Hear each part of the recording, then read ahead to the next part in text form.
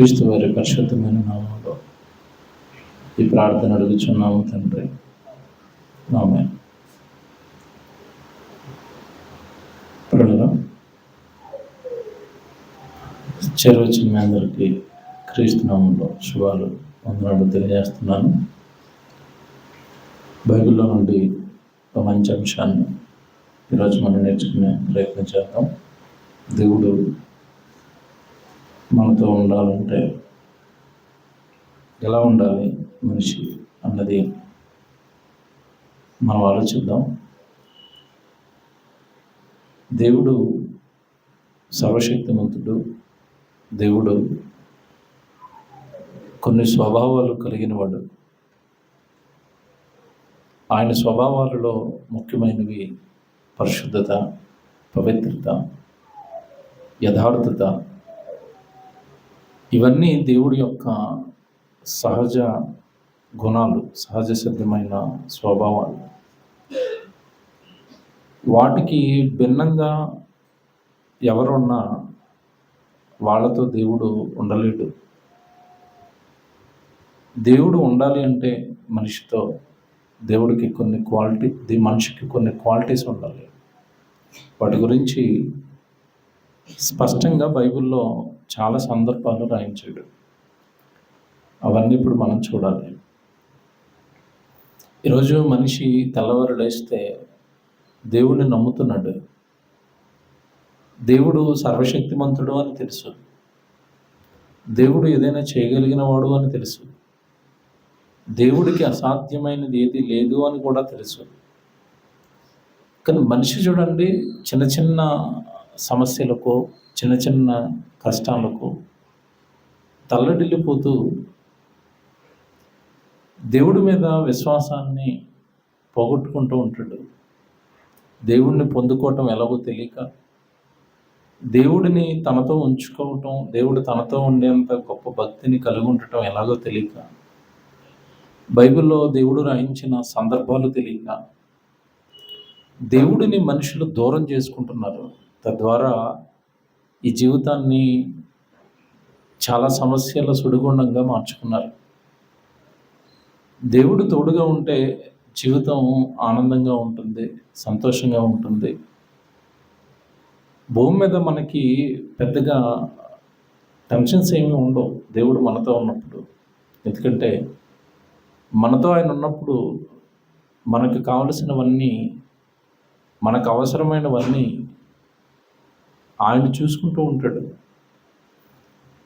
కానీ ఈరోజు మనిషి దేవుడు మనతో ఉంటే మనం బాగుంటాం అన్నది ఆలోచించకుండా, దేవుడిని మనిషి తనతో ఉంచుకోకుండా కేవలం దేవుడి నుండి వచ్చే వరాలో, దేవుడి నుండి వచ్చే ఆశీర్వాదాలు, దేవుడి నుండి వచ్చే కాపుదలో ఇవి మాత్రం మాకుంటే చాలు అనుకున్నారు తప్ప, దేవుడు మనతో ఉండాలి అని ఏ మనిషి ఆలోచించుకోలేకపోయాడు. సహజంగా మనిషి కూడా మీరు కొన్ని సందర్భాల్లో మీరు ఆలోచిస్తే, మనిషి ఎక్కడ పడితే అక్కడ, ఎవరితో పడితే వాళ్ళతో ఉండలేడు. ఉంటాడా? అప్పుడప్పుడు చూడండి, మీరు టీ తాగుదామని వెళతారు. మనమేమో టీ తాగడానికి వెళ్తాం, పక్కోడు సిగరెట్ తాగుతూ ఉంటాడు. ఆ కంపుకి మనం అక్కడ ఉండలేము. అది మనకి కిట్టదు, వామిటింగ్ వస్తుంది. సో అక్కడి నుంచి మనం వెళ్ళిపోవాలి. అంటే ఆ ప్రదేశం మనకి నచ్చదు, అక్కడ మనం ఉండలేం. వాళ్ళతో మనం ఆ సిగరెట్ తాగుతున్న వాడితో కూర్చొని మాట్లాడగలవా? అలాగే మందు షాప్ ఉన్న దగ్గర మనం నిలబడగలవా? ఆ స్మెల్ మనకి పడుతుందా? పడదు. కొన్ని వాసనలు మనకి పడవు, కొన్ని ప్రదేశాలు మనకి నచ్చవు. కొంతమంది మనుషులు మాట్లాడుకుంటున్న మాటలు మనకి నచ్చవు, అక్కడ మనం కూర్చోలేం. వాళ్ళు మాట్లాడుకునే మాటలు, వాళ్ళు వేసే జోకులు అవి మనకి నచ్చవు. వాళ్ళ దగ్గర మనం ఉండలేం, వేరైపోతాం. దేవుడిలోనికి వచ్చిన తర్వాత, బైబిల్లోనికి వచ్చిన తర్వాత, లోకంలో ఏవైనా అపవిత్రమైన కార్యక్రమాలు జరుగుతున్న చోట వాక్యం బాగా అర్థమైన వాడు ఉండలేడు. అక్కడి నుంచి మనం వచ్చేయాలనిపిస్తుంది. మనమే కొన్ని ప్రదేశాల్లో ఉండలేనప్పుడు, కొన్ని చోట్ల మనం ఉండలేనప్పుడు, కొంతమందితో మనం ఉండలేనప్పుడు, పరలోకంలో ఉన్న దేవుడు అందరితో ఉంటాడా? పరలోకంలో ఉన్న దేవుడు అందరి ప్రార్థనలు వింటాడా? పరలోకంలో ఉన్న దేవుడు అందరితోనూ సావాసంగా ఉండాలనుకుంటాడా అంటే లేదు అని బైబిల్ చెప్తుంది. బైబిల్లో మనం వెళ్ళిపోతే బైబిల్లో కొంతమంది భక్తులు మనకు కనపడతారు. వాళ్ళు మాత్రం చాలా ధైర్యంగా ఒక స్టేట్మెంట్ ఇస్తారు బైబిల్లో. యెషయా గ్రంథము 8వ అధ్యాయం మీరు 10వ వచనం చూస్తే బైబిల్లో యెషయా గ్రంథము 8వ అధ్యాయం 10వ వచనం మనం చూస్తే యెషయా గారు మాట్లాడుతూ రోజు మీరు ఆలోచన చేసుకున్నా కూడా అది వ్యర్థమవుతుంది అన్నాడు. మీరేవో మాటలు అది చేసేస్తాను ఇది చేసేస్తానని మీరేవో పలుకుతారు, మీరు మాట్లాడిన ఏ మాట నిలవదు అన్నాడు. మీ ఆలోచనలో నిలవట, మీ ఆలోచనలు చేసుకున్నా సరే అవి వ్యర్థమైపోతాయట. అంతే కదండి.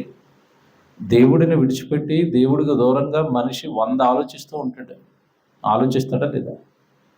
మనిషి ఆలోచించినవన్నీ, మనిషి చేయాలనుకున్నవన్నీ చేయగలుగుతాడా? మీరు ఆలోచించండి. చేయగలుగుతాడా? నేను ఇలా ఆలోచించానండి, ఇది అవ్వలేదండి అంటాడు అప్పుడప్పుడు మనిషి. నేను ఇలా చేద్దాం అనుకున్నానండి, చేయలేకపోయానండి. నేను ఇలాంటి ఆలోచన చేశానంటే, ప్రణాళిక వేశానండి, కానీ అది కుదరలేదండి. మనుషుల ఆలోచనలు దేవుడిని దూరంగా పెట్టుకుని చేసుకున్నా సరే ఆ ఆలోచనలన్నీ ఏమైపోతాయట? వ్యర్థమైపోతాయి. మనం ఆలోచించుకుంటాం మనకిష్టమైనవి, అవి దేవుడికి ఇష్టమవుతాయా లేదా ఆలోచనలు? వాటిని దేవుడు అంగీకరిస్తున్నాడా లేదా? దేవుడు వాటిని స్వీకరిస్తాడా లేదా? ఈ ఆలోచనలు ఎవరికి ఉంటే చూడండి. ఏమంటే మీరు ఈ మాట బాగా ఆలోచించారు. 10వ వచనం, ఆలోచన చేసుకున్నను అది అర్థమైపోతుందట, మాట పలికినను అది నిలవదట. కారణం ఏంటంటే దేవుడు మాతో ఉన్నాడు. చూసారా యెషయా గారు ఏమంటున్నారు? ఆ రోజున్న, బాగా వినండి ఇది, ఆ రోజున్న ఇశ్రాయేలుల జాతి, దేవుని పిల్లలు దేవుడికి విరుద్ధంగా బ్రతుకుతున్నప్పుడు చాలాసార్లు దేవుడు హెచ్చరించాడు.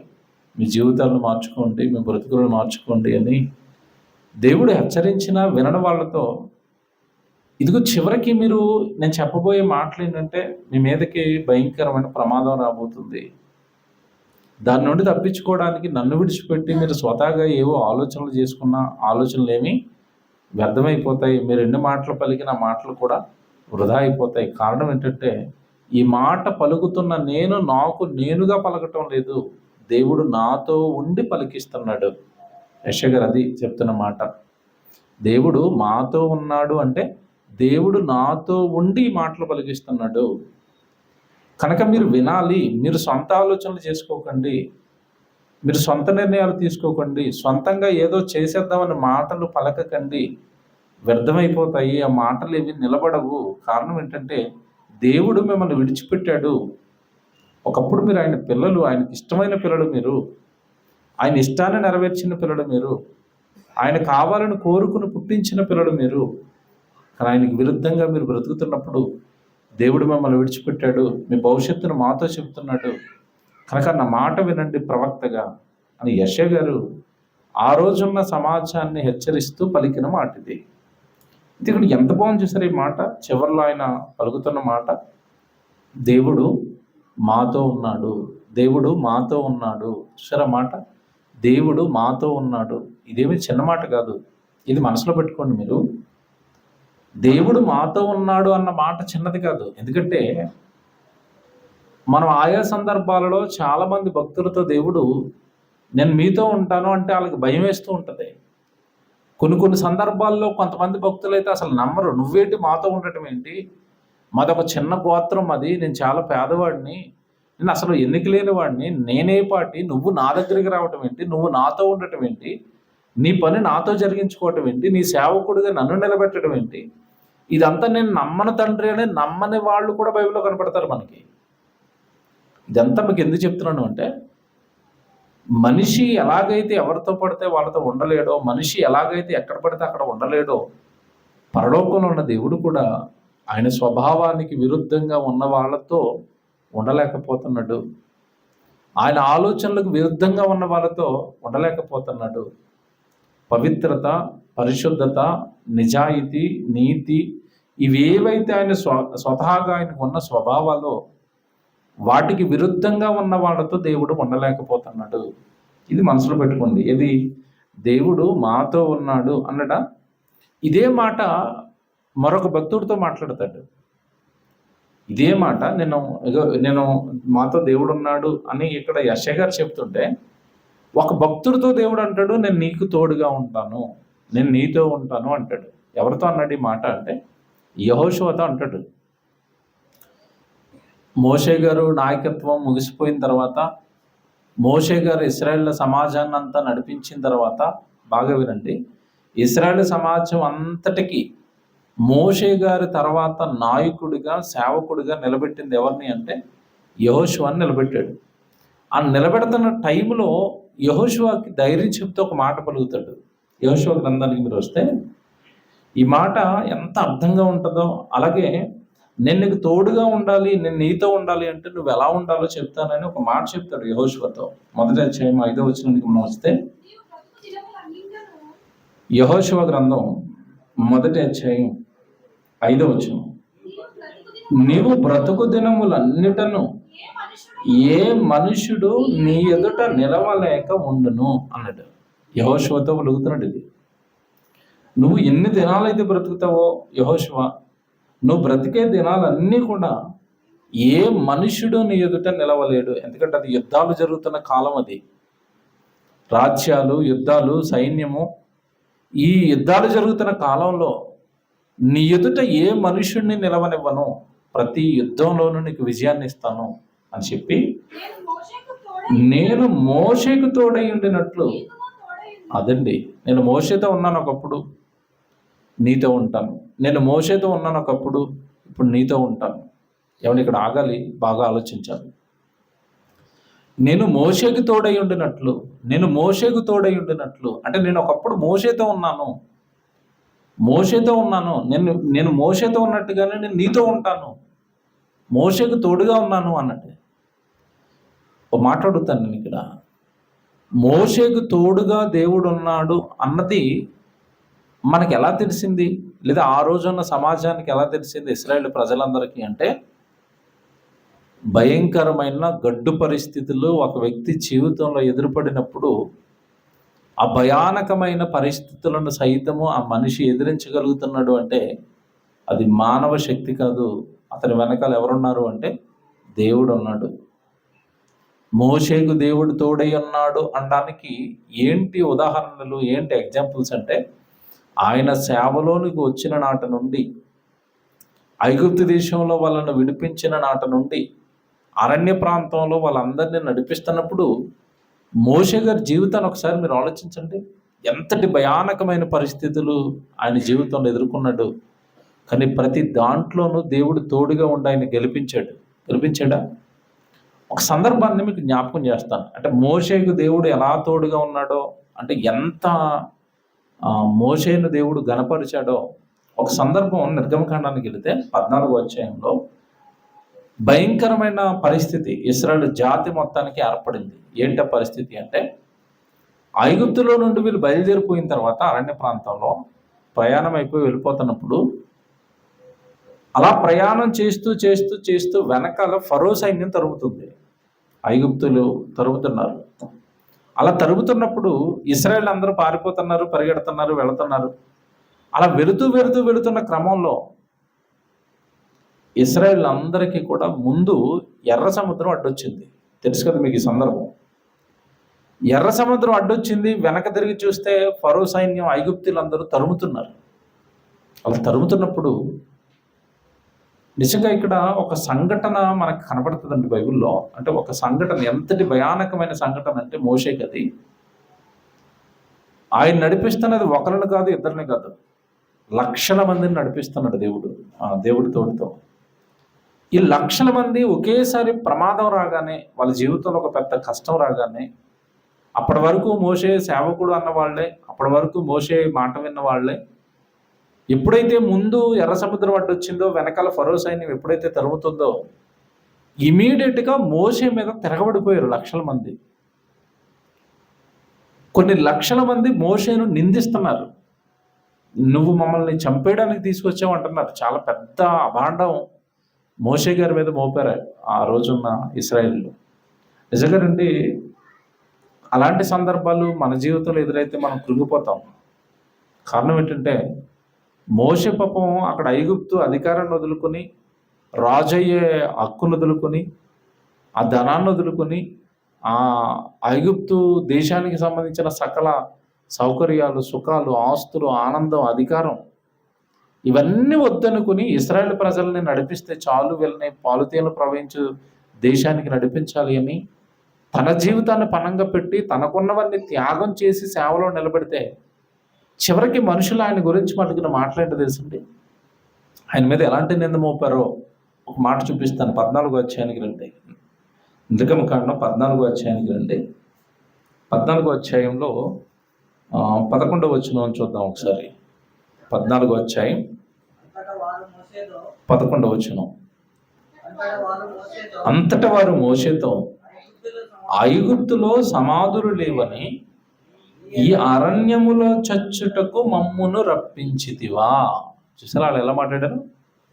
ఐగుప్తు దేశంలో మేము అక్కడ చచ్చిపోతే మాకు అక్కడ సమాధులు లేవా?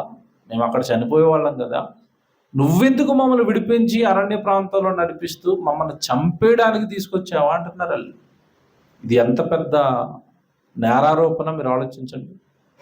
ఎంత పెద్ద అభాండం మోషే గారి మీద వేస్తున్నారు. నువ్వు మమ్మల్ని చంపడానికి తీసుకొచ్చావు అంటున్నారు. మోషే గారి జీవితాన్ని మీరు ఆలోచిస్తేనండి, ఆయన జీవితం మీద పడుతున్న పెద్ద నిందిది. నువ్వు మమ్మల్ని చంపడానికి తీసుకొచ్చావు, నువ్వు మమ్మల్ని చంపడానికి తీసుకొచ్చావు, నువ్వు మమ్మల్ని చంపడానికి తీసుకొచ్చావు అన్నారు. ఇప్పుడు తర్వాత ఇంకా చూడండి, అవ్వలేదు.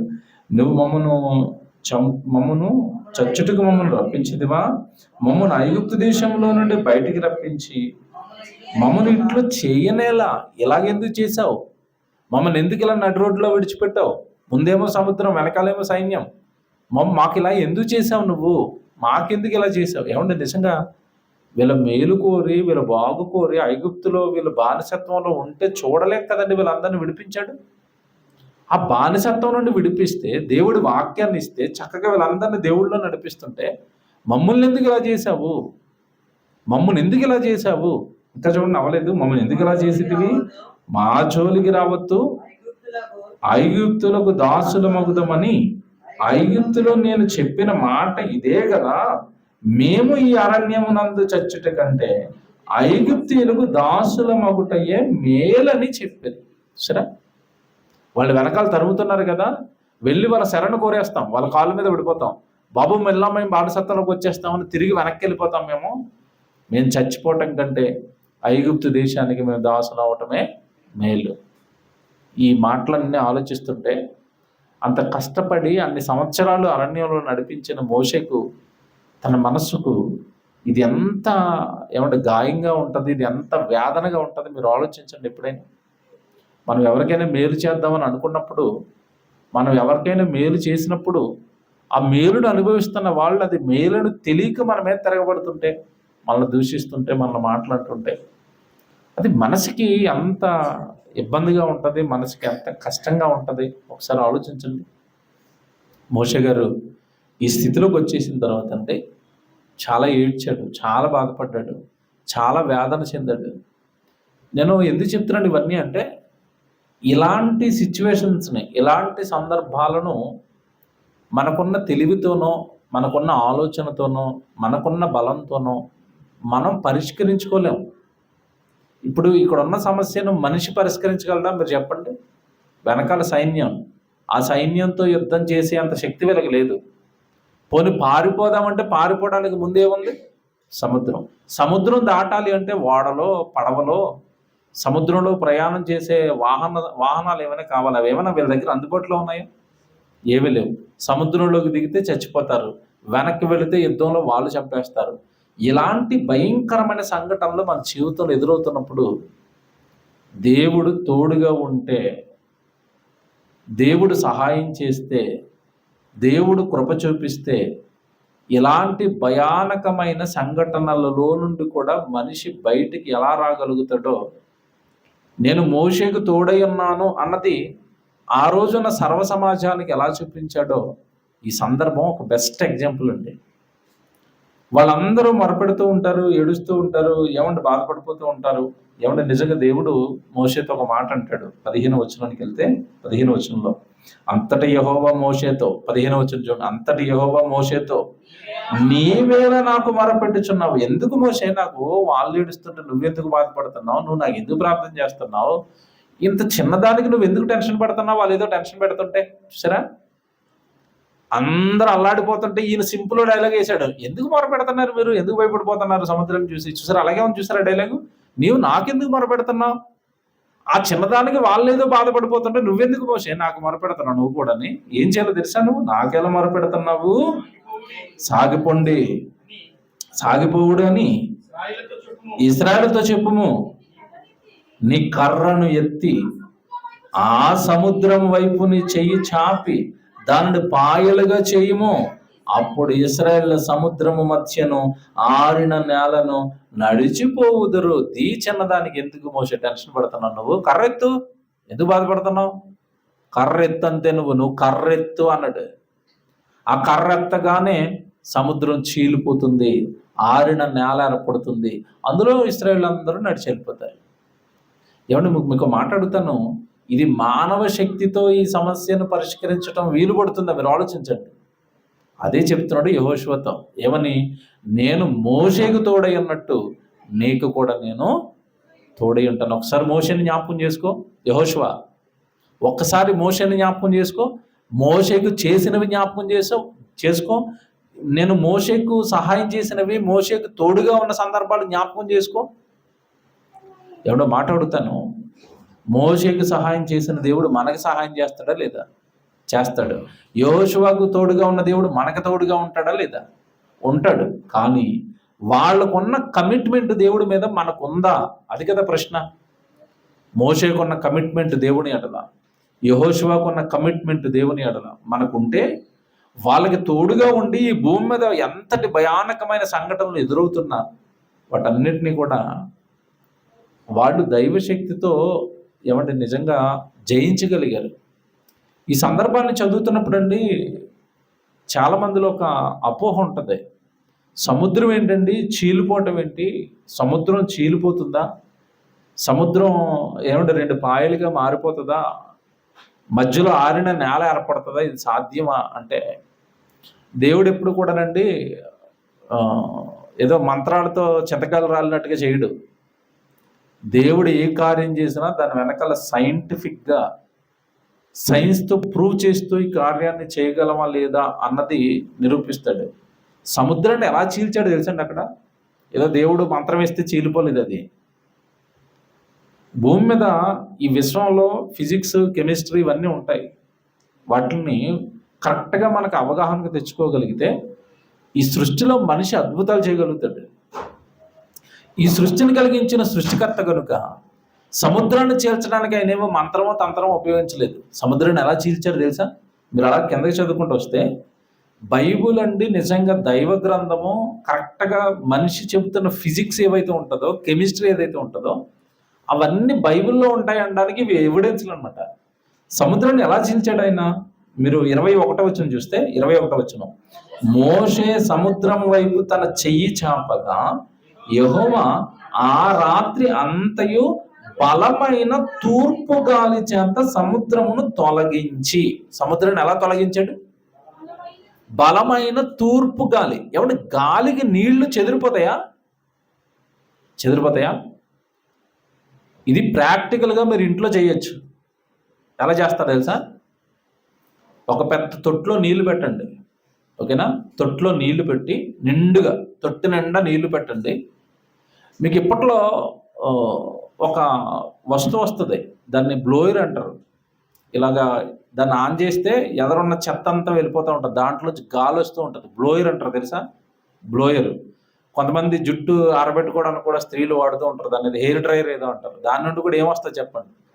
వేడి గాలి కదా.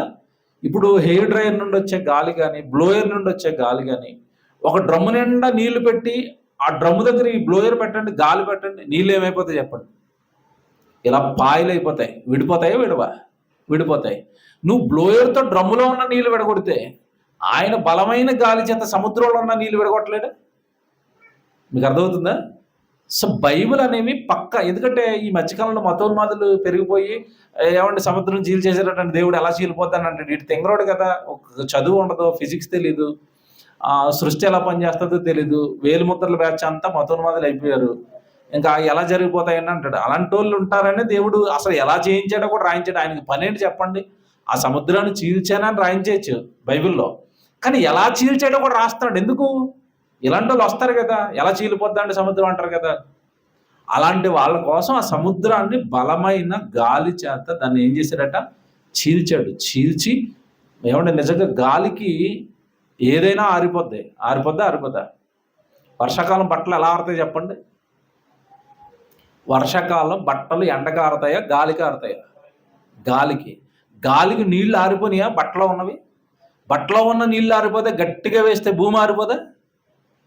సముద్రపు నేలను గాలితో ఆవిరితో మొత్తం డ్రై చేసండి, పొడి నేల మీద, ఆరిపోయిన నేల మీద వాళ్ళందరినీ నడిపించుకుంటూ తీసుకెళ్ళిపోయాడు. 31కి వెళ్ళేసరికి ఈ అధ్యాయంలో చివరి అంటాడు, 31లో యెహోవా ఐగుప్తులకు చేసిన గొప్ప కార్యమును ఇశ్రాయేలు చూచిరి గనుక ఆ ప్రజలు యెహోవాకు భయపడి యెహోవా యందును ఆయన సేవకుడైన మోషే యందును నమ్మిక ఉంచిరి. చూడండి, మొత్తం మీద మోషే నిన్ను నమ్మటం లేదు కదా, వీళ్ళు నిన్ను ఆ దేశానికి నువ్వు నడిపించే నాయకుడు, సేవకుడు వంటి వీళ్ళు నమ్మటం లేదు కదా, నేను నీకు తోడుగా ఉండి నీ ద్వారా ఆ కార్యాన్ని జరిగించి వీళ్ళెందుకు నిన్ను నమ్మరో చూస్తానన్నాడు. నమ్మించేటట్టుగా చేశాడు. ఇదండి, అంటే ఇదే మాట యెహోషువతో చెప్తున్నాడు. మీరు యెహోషువ గ్రంథానికి వచ్చేయండి. ఇదంతా ఎందుకు చెప్పాను మీకంటే, ఇదే మాట యెహోషువతో చెప్తున్నాడు. నాన్న, ఒకప్పుడు నేను మోషేకు తోడుగా ఉన్నాను, మోషేను ప్రజలందరూ నమ్మారు, మోషే చేసిన భీకరమైన కార్యక్రమాల ద్వారా నేను మోషేకు తోడై ఉన్నట్టు నేను నీకు కూడా తోడై ఉంటాను. 5వ వచనానికి రండి. యెహోషువ గ్రంథం 1వ అధ్యాయం 5వ వచనం. నీవు బ్రతిక దినములు అన్నిటను ఏ మనుష్యుడును నీ ఎదుట నిలవలేడు, నేను మోషేకు తోడై ఉండినట్లు నీకు తోడయ్యుందును, నిన్ను విడువను, నిన్ను ఎడబాయను, నిభ్రము కలిగి ధైర్యముగా ఉండుము, వారికి ఇచ్చేదనని నేను వారి పితరులతో ప్రమాణం చేసిన ఈ దేశమును నిశ్చయముగా నీవు ఈ ప్రజల స్వాధీనము చేసుకుందరు. అయితే ఇక్కడ పట్టుకోండి, ఇది 7వ వచనం. నేను నీకు తోడుగా ఉండాలి అన్నా, ఈ ప్రజలకు తోడుగా ఉండాలి అన్నా, మీరు కోరుకున్నట్టుగా ఇజ్రాయెల్ దేశాన్ని మీరు చేరుకోవాలి అన్నా, అయితే నీవు నిబ్బరము కలిగి జాగ్రత్త పడి బహుధైర్యముగా ఉండి నా సేవకుడైన మోషే నీకు ఆజ్ఞాపించిన ధర్మశాస్త్రమంతటి చొప్పున చేయవలెను. ఇది అటలే చేసుకోండి. అంటే నేను నీకు తోడుగా ఉండాలి అంటే, ఈ సమాజానికి తోడుగా ఉండాలి అంటే, బైబిలులో నేను రాయించిన వాటి చొప్పున మీరు చేయవలెను. అదేనా, నీ ధర్మశాస్త్రం అంతటి చొప్పున చేయాలి. అంటే బైబిల్లో నేను ఏం చెప్తానో అది చెయ్యండి. బైబిల్లో నేను ఏ వాక్యాలు అయితే నేను మీతో చెప్తున్నానో అవి చూడండి, అవి రాసుకోండి, అవి చెప్పండి, వాటి ప్రకారం మీరు బ్రతకండి. అప్పుడు ఒకప్పుడు మోషేకి ఎలాగైతే తోడై ఉన్నానో ఇప్పుడు నీకు కూడా నేను తోడై ఉంటాను. మనసులో పెట్టుకోండి, ఇది మీరు మనసులో పెట్టుకోవాలి. ఇవి మీరు ఆలోచించాలి. మోషేకు తోడుగా ఉన్న దేవుడు నేను నీకు తోడుగా ఉంటాను, నేను నీకు తోడుగా ఉంటాను, నేను నీకు సహాయం చేస్తాను అన్నప్పుడు ఆ సహాయం నీకు అందాలి అంటే ధర్మశాస్త్ర సంబంధమైన, వాక్య సంబంధమైన, దేవుడు బైబిల్లో రాయించిన నియమ నిబంధనలన్నీ కూడా మీరు పాటించాలి. అప్పుడు నేను మీకు తోడుగా ఉంటాను. ఇప్పుడు టైటిల్ మీకు అర్థం కావాలి. దేవుడు మనతో ఉండాలి అంటే ఆయన ఆజ్ఞలను మనం ఏం చేస్తూ ఉండాలి, పాటిస్తూ ఉండాలి. ఏమంటే నిజంగా దేవుడు బైబిల్లో మాట అంటాడు, ఈరోజు అందరూ దేవుడు మాతో ఉండాలి, దేవుడు మాకు సహాయం చేయాలి అని అందరం కోరుకుంటాం. కానీ దేవుడు కండిషన్ పెట్టాడు. దేవుడు మనతో ఉండాలని మనం కోరుకుంటాం, కానీ దేవుడు మనతో ఉండాలి అంటే మనం ఆయనతో ఉండాలి. మీరు నాకు తెలిసి పెళ్ళికి వెళ్ళాలనుకున్నప్పుడు అండి, ఎవరింటికైనా పెళ్ళికి వెళ్ళాలనుకున్నప్పుడు ఇంట్లో ఉన్న వాళ్ళందరూ డిస్కషన్ చేసుకుంటారు కదండి. పలానా వాళ్ళు పెళ్లి కార్డు ఇచ్చారు, తండ్రి గారు వెళ్ళాలా, తల్లిగారు వెళ్ళాలా, కుటుంబం అంతా వెళ్ళాలా, డిస్కషన్ చేసుకుంటారు కదా. ఆ డిస్కషన్లో మొట్టమొదటి వచ్చే పాయింట్ ఏంటి చెప్పండి? ఒరే, మనం పెళ్ళికి వెళ్దామని అనుకున్నప్పుడు వాళ్ళు పెళ్ళికి వచ్చారా? ఇదేనా మొదట ఆలోచించేది? ఫస్ట్ ఆలోచించేది అదే, మన ఇంట్లో పెళ్ళికి వాళ్ళు వచ్చారా? ఆలోచిస్తారు. నెక్స్ట్ ఆలోచించేది ఏంటి తెలుసా? మన ఇంట్లో పెళ్లికాలు వచ్చినప్పుడు ఏం పట్టుకొచ్చారు.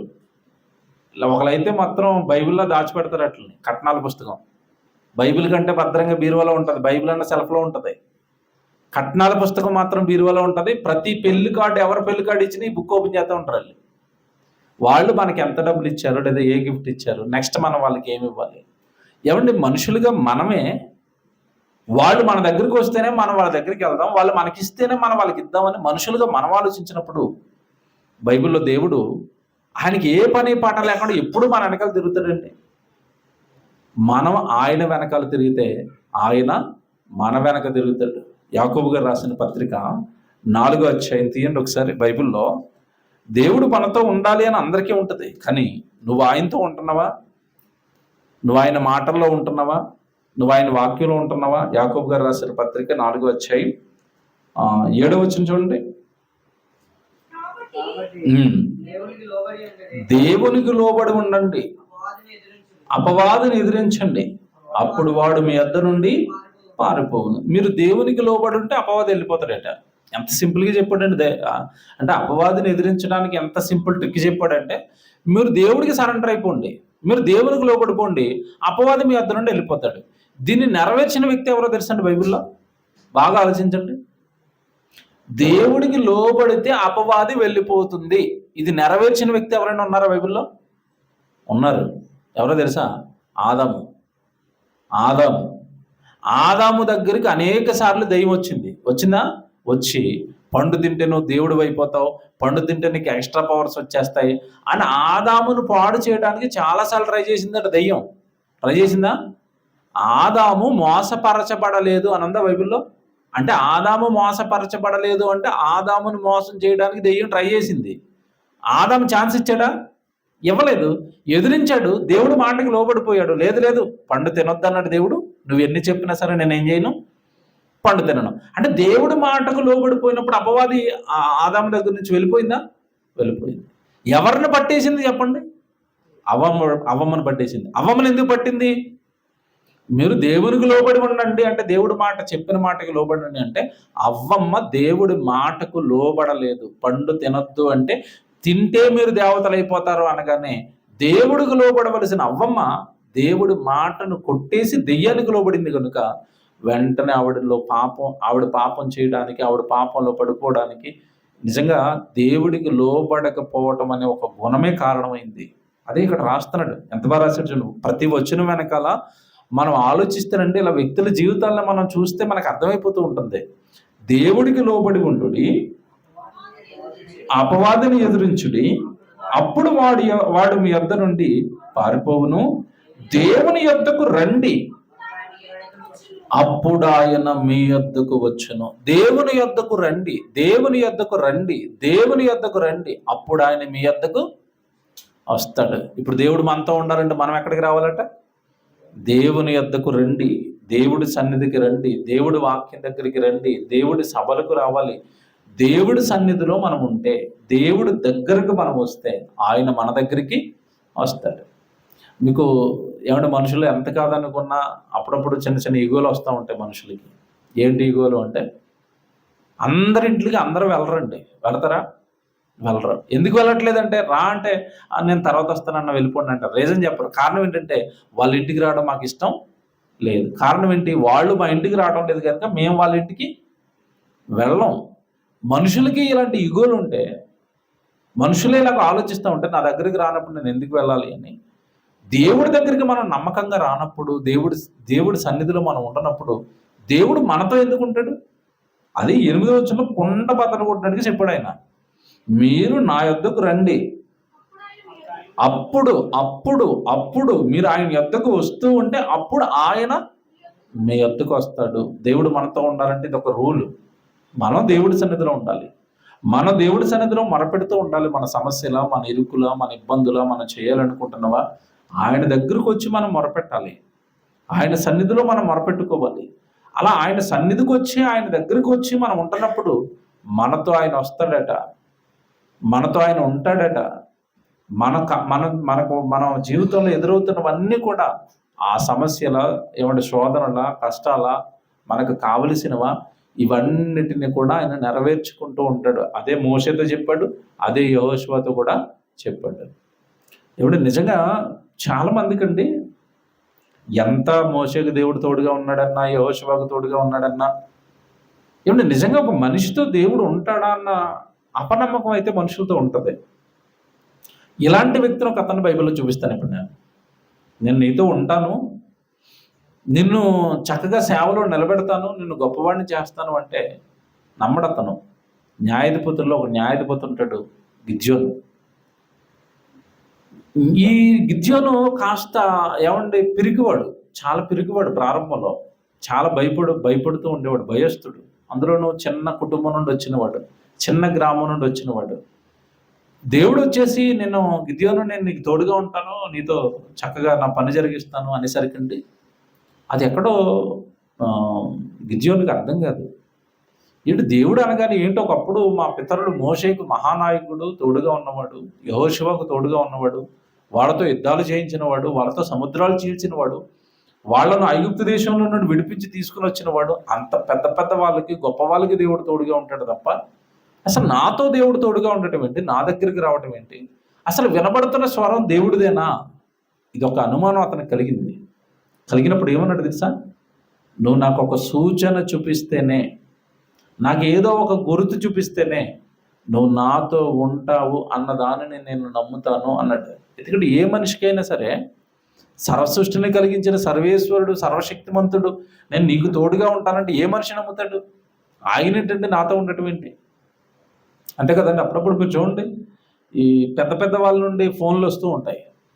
అవతల వ్యక్తి ఏమైనా బాగా పెద్ద అతను ఫోన్ చేశాను అనుకోండి, ప్రారంభంలో అతను నేనే మాట్లాడుతూనే అవతల నమ్మడు. మీరేంటండి నాకు ఫోన్ చేయటం ఏంటండి, ఏదో మిమిక్రీ చేస్తున్నారేమోండి, మీరు నాకు ఫోన్ చేయటం ఏంటండి. నమ్ముతాడా? ఒక పెద్ద అతను ఒక సామాన్యుడికి ఫోన్ చేసేటంటే నమ్ముతాడా? నమ్మడు కదా. అలాగే దేవుడు నేను నీతో ఉంటానంటే అసలు గిద్యోనుకి అసలు ఎక్కడ నమ్మబుద్ధి కాలేదు. అది న్యాయాధిపతుల గ్రంథానికి రండి, ఈ సందర్భం ఎంత బాగుంటుందో మీకు చూపిస్తాను.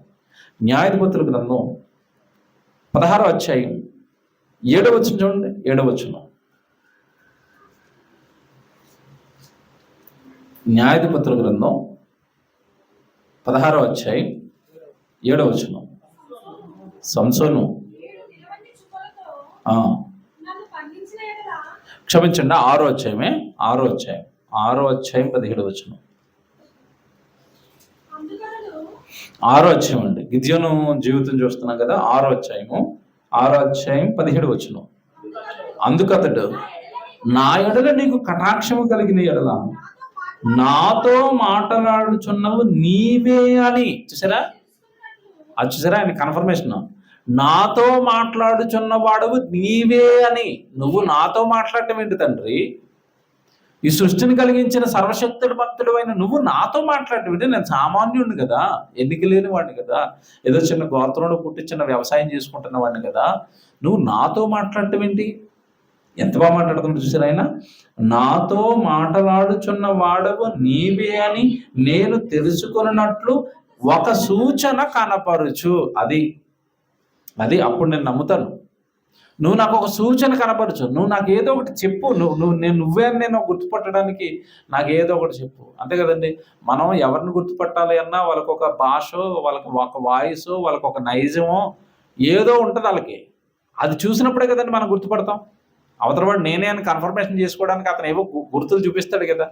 నేనే అని చెప్పుకోవడానికి అతను వాయిసో లేదా అతనికి మనకి తెలిసిన ఒక కామన్గా తెలిసిన ఒక విషయాన్నో, ఎవరు నేను మొన్న అక్కడ కలిశాను కదా, నేనే కదా మొన్న ఫోన్ చేశాను, ఏదో ఒక విషయాన్ని జ్ఞాపకం చేస్తాడు కదా.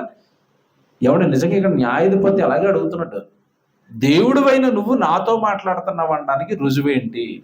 నేను నమ్మను ప్రభు. అయితే అంత నేను ఒకవేళ నమ్మాలి అంటే నువ్వే అని నాకేం చూపించాలి?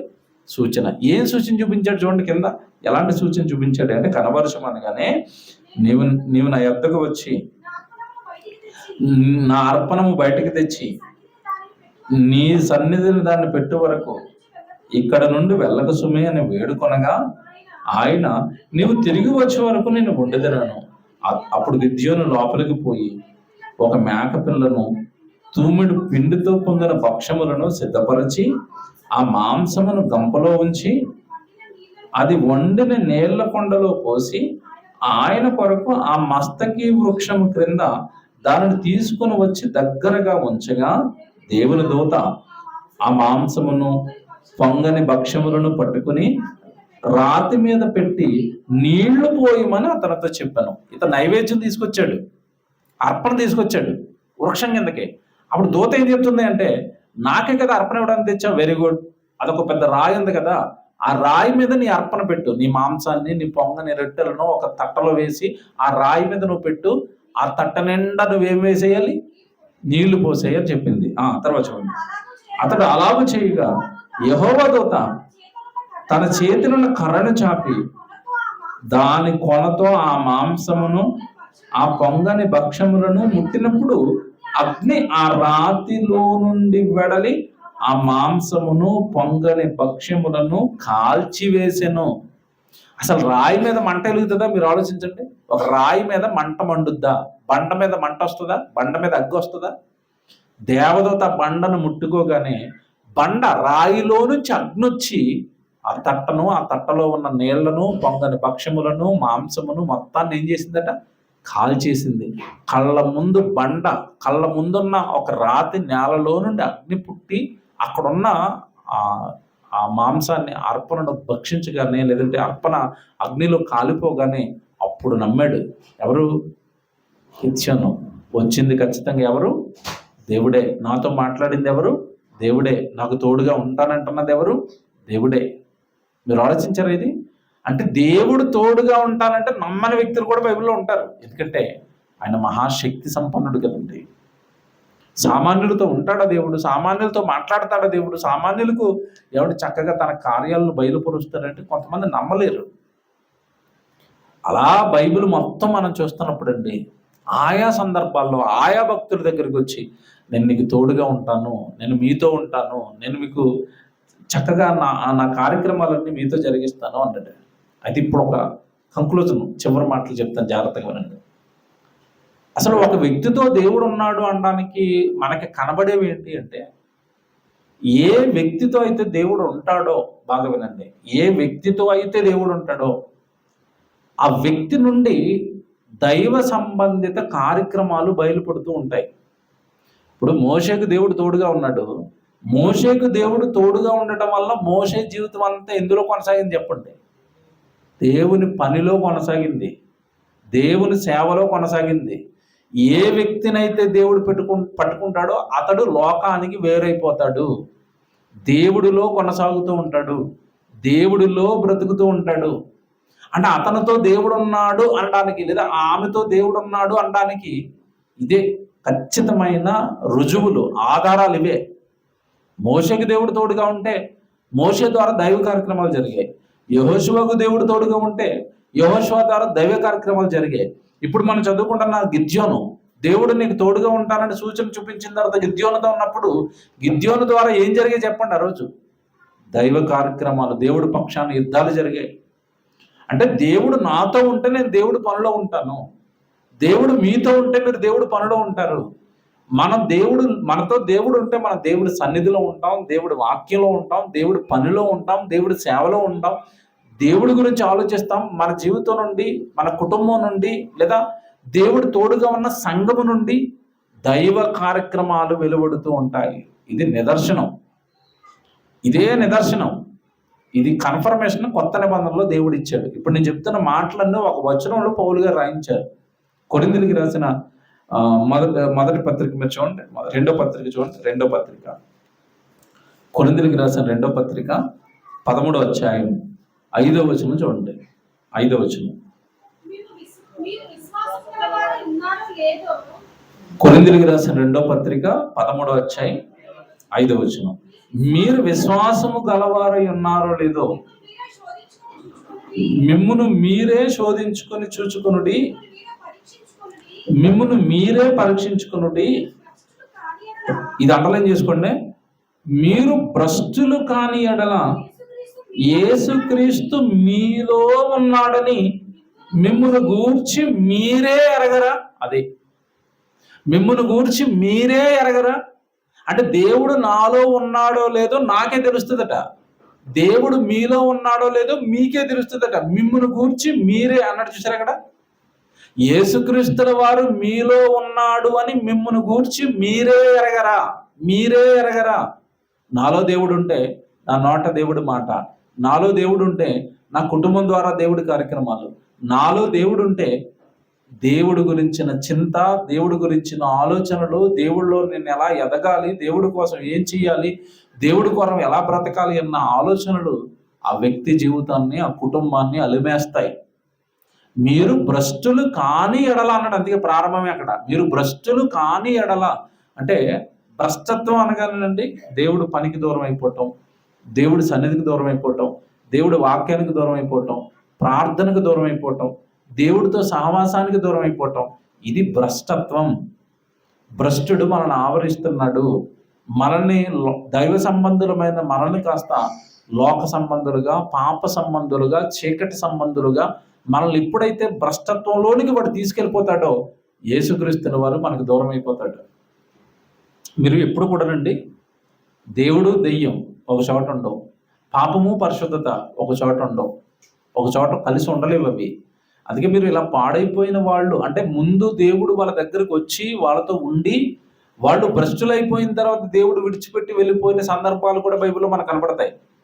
ఒక ఆయన జీవితాన్ని జ్ఞాపకం చేస్తాడు. టైం అయిపోయింది. సౌలు జీవితాన్ని మీరు జ్ఞాపకం చేసుకోండి. ప్రారంభంలో సౌలుకి తోడుగా ఉన్నది దేవుడేనా? సౌలుని అభిషేకించింది దేవుడేనా? రాజుగా అంతఃపురంలో ఆ రాజు పదవి అతనికి ఇచ్చింది దేవుడేనా? ఆ రాజు సింహాసనం మీద కూర్చోబెట్టింది దేవుడేనా? దేవుడే. ఎప్పుడైతే దేవుడు చక్కటి జీవితాన్ని ఇచ్చిన తర్వాత సౌలు యొక్క మనస్సు పాడైపోయిందో, సౌలు యొక్క ఆలోచనలు పాడైపోయాయో, ఎప్పుడైతే దేవుడిని ధిక్కరించడం ప్రారంభించాడో అమాలేకీలను అందరినీ చంపిన ఆయన జంతువులు కూడా అంటే అందులో కొన్నింటిని పట్టుకుని వచ్చాడు. అంటే రాజు అయిపోయిన తర్వాత అధికారానికి వచ్చేసిన తర్వాత దేవుడికి భయపడటం అనేది సౌలు జీవితంలో పోయింది. నేను బాగా సెటిల్ అయిపోయాను కదా, ఇక నేను రాజుని అయిపోయాను కదా, ఇక నాకు అధికారం ఉంది కదా, ఇక నేను దేవుడి మాటకు లోబడేది ఏంటి అని తన జీవితంలో చిన్నప్పటి గర్వం వచ్చింది. ఆ గర్వం దేవుడు తనలో నుండి వెళ్ళిపోవడానికి కారణమైంది. ఆ గర్వమే దావీదు మీద విషపు చూపు నిలపడానికి కారణమైంది. బైబిల్లో రాయబడ్డ మాట ఏంటో తెలుసండి? ఆ మాట చదివిన ప్రతిసారి నాకు భయం వేస్తుంది. దేవుడు ఒకవేళ మనల్ని విడిచిపెడితేనే భయం వేస్తూ ఉంటుంది. సమూయేలు మొదటి గ్రంథం 16వ అధ్యాయం 14 వచ్చిన చదవండి బైబిల్లో. సమూయేలు మొదటి గ్రంథం 16వ అధ్యాయం 14 వచనం. యెహోవా ఆత్మ సౌలును విడిచిపోయి, చూసారా మాట? ఏం విడిచి వెళ్ళిపోయిందట? యెహోవా ఆత్మ, పరిశుద్ధాత్మ దేవుడు. యెహోవా ఆత్మ అనగానే అక్కడ పరిశుద్ధాత్మ దేవుడు సౌలుకి ఇచ్చాడు. యెహోవా ఆత్మ సౌలును విడిచిపెట్టి యెహోవా యొద్ద నుండి, చూసారా? దేవుడు ఆత్మ వెళ్ళిపోగానే ఏ ఆత్మ వచ్చేసింది? దురాత్మ. మనలోంచి వాక్యం వెళ్ళిపోగానే మనలోంచి వచ్చేసేది చీకటి. మనలో నుంచి పరిశుద్ధత వెళ్ళిపోగానే మనలోకి వచ్చేసేది పాపం. మనలో నుంచి దేవుడు వెళ్ళిపోగానే మనలోనికి వచ్చేసేది దెయ్యం. దేవుడు విడిచిపెట్టాడు సౌలును. దేవుడు ఎప్పుడైతే విడిచిపెట్టాడో వచ్చి దెయ్యం పట్టేసింది చూడండి. ఇక అతని జీవితం తర్వాత నుంచి మీకు తెలియదు కాదు ఎంతటి భయానకమైన జీవితం అండి ఆయన జీవితం. కనుక దేవుని పిల్లడుగా దేవుడు మనతో ఉంటానని అంటున్నాడు. కానీ దేవుడు వచ్చినప్పుడు వచ్చిన ఆయన్ని నిలబెట్టుకునే శక్తి కూడా మనకి ఉండాలి. యెషయా గ్రంథం ఎవరి దగ్గర ఉంటానన్నాడు దేవుడు అంటే, యెషయా గ్రంథము 57వ అధ్యాయం 15 వచనం చూడండి. యెషయా గ్రంథము 57వ అధ్యాయం 15 వచనం.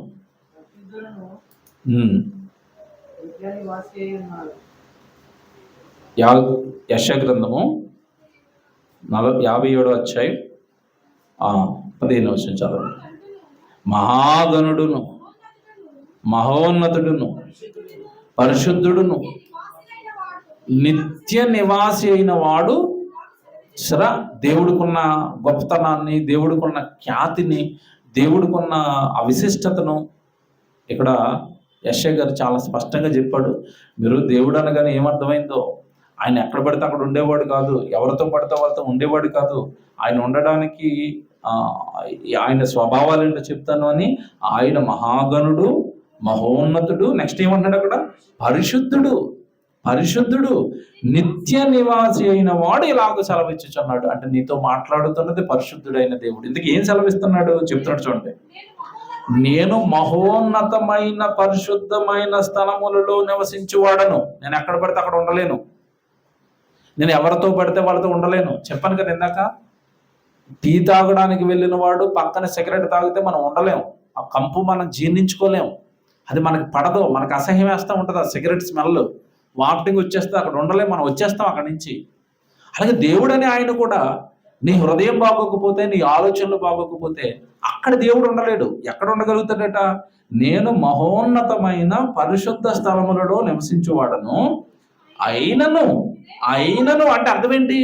అయినను అంటే నన్ను నేను తగ్గించుకుని ఆ పరిశుద్ధ స్థలాలలో నివసించే నేను నీ కోసం నన్ను నేను తగ్గించుకుని, అయినను వినయము గల వారి ప్రాణములను ఉజ్జీవింప చేయుటకును, నలిగిన వారి ప్రాణములను ఉజ్జీవింప చేయుటకును, వినయము గల వారి యొద్దను, దీన మనసు గల వారి యొద్దను నివసించుచున్నాను.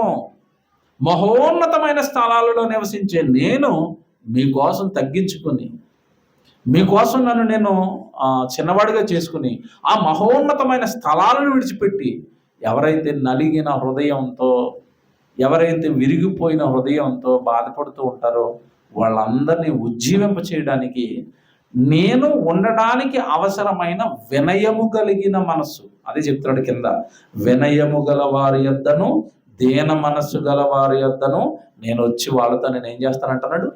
నివసిస్తాను, వాళ్ళకి తోడుగా ఉంటాను, వాళ్ళకి సహాయం చేస్తాను. ఏమంటే నిజంగా బైబిల్ బాగా చదువుకోవాలండి. బైబిల్ బాగా చదివితేనే కానీ ఇదిగో ఇలాంటి సందర్భాలన్నీ మనకు అర్థం కావు. ఆ దేవుడు ఉండాలి అంటే దేవుడు తను తాను తగ్గించుకుని మనతో ఉండడానికి వస్తున్నాడ, అంతే కదండి. ఏమంటే ఏదైనా పెద్దవాళ్ళు మన ఇంటికి భోజనానికి వస్తామన్నప్పుడు హడావుడి ఎలా ఉంటుంది చెప్పండి? మొత్తం ఇల్లంతా శుభ్రం చేసేస్తారు. మన ఇంట్లో కొన్ని చూడలేని ఉంటాయి, అంటే కొంచెం చిరాగ్గా ఉంటాయి కొన్ని, వాటి మీద రకరకాల క్లాతులు కప్పేస్తారు. ఇల్లంతా ఎలా డెకరేషన్ చేస్తారండి? ఎందుకంటే వచ్చేవాళ్ళు గొప్పవాళ్ళు కనుక, వచ్చే అతను పెద్ద ఆయన కనుక ఈ ఎన్వైరన్మెంట్ చిరాగ్గా కనపడకూడదని చక్కగా ఇల్లంతా అందంగా పెట్టి అన్నీ శుభ్రంగా చేసి అన్ని మంచి మంచి పదార్థాలు ఉండి, రండి సార్, అతను వెళ్ళిపోయిన తర్వాత ఇల్లు ఎలా ఉంటా చెప్పండి? మళ్ళీ దారుణమే, మళ్ళీ కంపే. ఎందుకు అంత బాగా పెట్టామంటే వస్తున్న ఆయన చాలా గొప్పవాడు. అలాగే దేవుడు మనతో ఉండాలి అంటే మన మనస్సు ఎలా ఉండాలట? వినయము గల వారి యొద్దను, తర్వాత దీన మనస్సు గల వారి యొద్దను ఆయన వచ్చి ఏం చేస్తారట? నివసిస్తారట. ఇదే మాట యేసుక్రీస్తుల వారు కొత్త నిబంధనలో చెప్తారు. యోహాను సువార్త 14:23 చూడండి. యోహాను సువార్త 14 యోహాను సువార్త 14:23 యేసు, ఒకడు నన్ను ప్రేమించిన ఎడల వాడు నా మాట గైకొనును, నా తండ్రి వాడిని ప్రేమించును. మేము అన్నాడా? నేను అంటున్నాడా?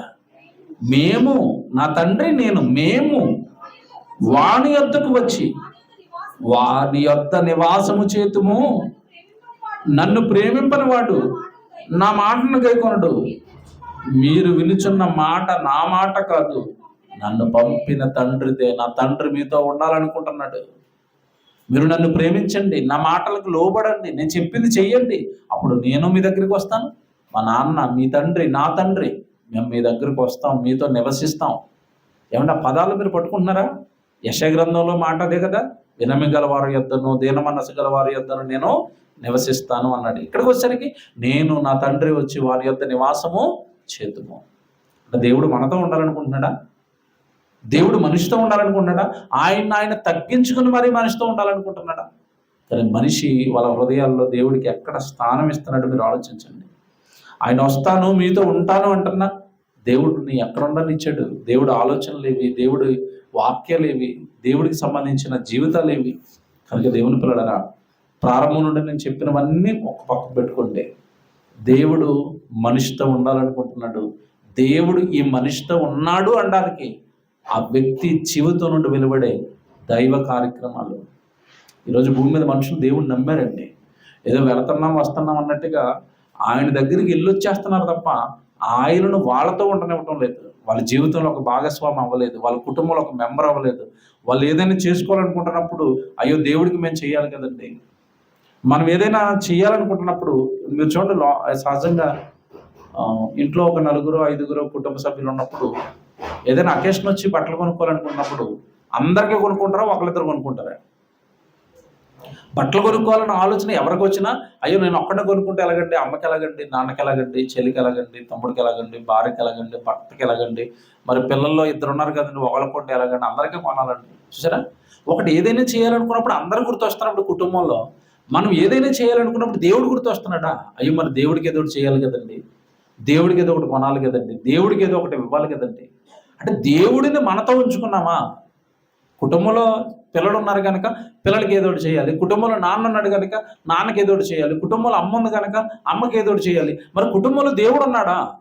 దేవుడికి ఏదో ఒకటి చేయాలి. దేవుడిని ఉండనిచ్చామా? అది మీతో ఉంటాను అంటే. ఆయన మనతో ఉండాలంటే మనల్ని పట్టించుకోవాలి కదండి. ఏమంటే ఒక మాట అడుగుతాను నేను, చాలామంది ఏమండి చుట్టాలింటికి వచ్చి వెళ్ళినప్పుడు అండి, మీరే ఎవరి చుట్టాలింటికైనా వెళ్ళినప్పుడు ఒకరింటికి వెళ్తే ఎక్కువ రోజులు ఉండాలనిపిస్తుంది, ఒకరింటికి వెళ్తే ఆ రోజు పని చూసుకుని వెంటనే బ్యాగ్ చదువుకుని వచ్చేస్తూ ఉంటారు. వాళ్ళ దగ్గర ఉండలేరు. కారణం ఏంటి? మీరు ఉండడానికి అనువుగా వాళ్ళ అంత ప్రేమ వాళ్ళు మనకి చూపించటం లేదు. ఇందాక యేసుప్రభు మాట అదేనా, మీరు నన్ను ప్రేమించండి, నా మాటలు గైకోనండి, అప్పుడు నేను మా నాన్న వచ్చి మీ వద్ద ఉంటాము. అంటే మనకి దేవుడి మీద ప్రేమ ఎక్కడుంది? దేవుడి నుండి ఏం లాగేసుకుందాం, దేవుడి దగ్గర నుంచి ఏమి పొందేసుకుందాం, దేవుడు మనకి ఇచ్చేవాడు ఏమండి. బోధలు ఎంతకాలం ఇవే చెప్పారు కదా మనకి. సంఘాల్లో చేసిన బోధ అంతా ఏంటంటే దేవుడు ఇచ్చేస్తూ ఉంటాడు, మనం లాగేసుకుంటూ ఉండాలి. ఇదే నేర్పించారు చిన్నప్పటి నుంచి, మన బుర్రలో పెట్టేసింది అదే. దేవుడి దగ్గరికి వెళ్ళండి, దేవుడిని అడగండి, దేవుడి దగ్గరికి వెళ్ళండి, దేవుడిని అడగండి, దేవుడి దగ్గర రండి, దేవుడిని అడగండి. ఇదే తప్ప దేవుడిని ప్రేమించండి అని ఎవరు చెప్పలేదు. దేవుడికి మనం ఇవ్వాలి, దేవుడిని గణపరచాలి, దేవుడిని మహింపరచాలి, దేవుడి కొరకు బ్రతకాలి, ఇవి మనకి ఎవరు చెప్పలేదు. అలా చెప్పకపోవడం వల్ల, అలా మనం బ్రతకకపోవడం వలన దేవుడిని మనం దూరం చేసేసుకున్నాం. కనుక యేసుక్రీస్తుల వారు చివరిలో చెప్పిన మాట, మీరు నన్ను ప్రేమించండి, నా మాటలు గైకొనండి, నేను నా తండ్రి వచ్చి మీతో నివాసము చేస్తాం. మమ్మల్ని మేము తగ్గించుకొని మరి మీ దగ్గరికి వస్తాం. మేము మహోన్నతమైన స్థలాలలో నివసించే వాళ్ళం, అయినా మీకోసం మీరుండే చోటుకు వస్తామన్నారు వాళ్ళు. కనుక ఇది మనకు అర్థమైతే, ఇలా మనం ఆలోచించగలిగితే దేవుడు మనతో ఉంటాడు. ప్రార్థన చేసుకుందాం.